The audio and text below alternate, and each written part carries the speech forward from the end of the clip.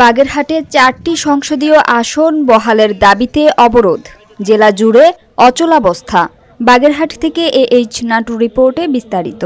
বাগেরহাট জেলার 4টি সংসদীয় আসনের একটি কমানোর প্রস্তাবের প্রতিবাদে বাগেরহাটে হরতাল পালন করেছে সর্বদলীয় সম্মিলিত কমিটির ব্যানারে বিএনপি, জামায়াত সহ বিভিন্ন রাজনৈতিক দলের সদস্যরা। রবিবার সকাল থেকে বিকাল 4টা পর্যন্ত মহাসড়ক অবরোধ করে তারা বিক্ষোভ মিছিল ও প্রতিবাদ সমাবেশ করেছে।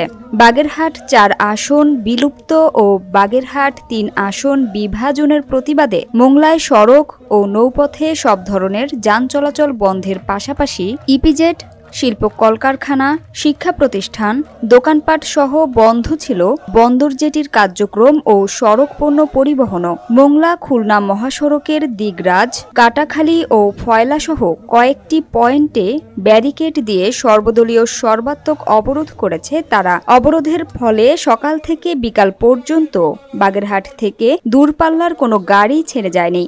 এ অবরোধ থেকে বাগেরহাট জেলা বিএনপির সাবেক সভাপতি এম.এ. সালাম হুঁশিয়ারি দিয়ে বলেন, বাগেরহাট জেলার প্রতিটি উপজেলায় আজকে একসাথে আমাদের এই অবরোধ কর্মসূচি আমরা পালন করেছি শান্তি শৃঙ্খলার সাথে। কালকের যে সিদ্ধান্ত সিইসি দিবেন, আশা করি তারা অবশ্যই আমাদের পক্ষে দিবেন। এর কোনো ব্যত্যয় ঘটলে আমরা বাগেরহাট জেলাকে বাংলাদেশ থেকে বিচ্ছিন্ন করে রাখবো এবং কোনো ধরনের কোনো কর্মকাণ্ড চালাতে দিব না। সরকারি অফিস কি বেসরকারি যে সকল ব্যবসায়িক প্রতিষ্ঠান বলেন, সরকারি অফিস আদালত বলেন, আমরা সবকিছু বন্ধ করে দেবো, যাকে বলে টোটাল শাটডাউন।